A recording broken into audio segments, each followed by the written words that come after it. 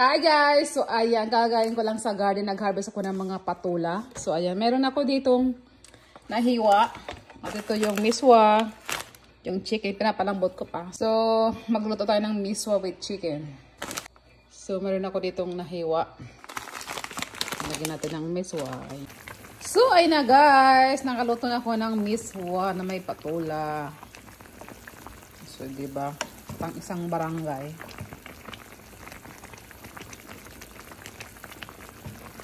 Masarap tong papakin. Higop ng sabaw. Nalagyan ko ng red pepper, manghang konti. So, papakin lang natin to. Kasi ang dami.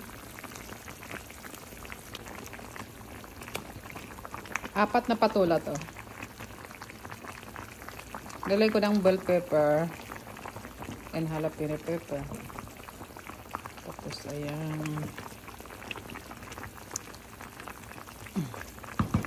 Diba?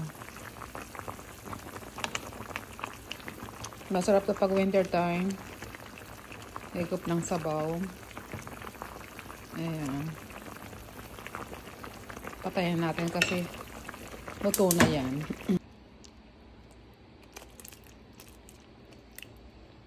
Ayan.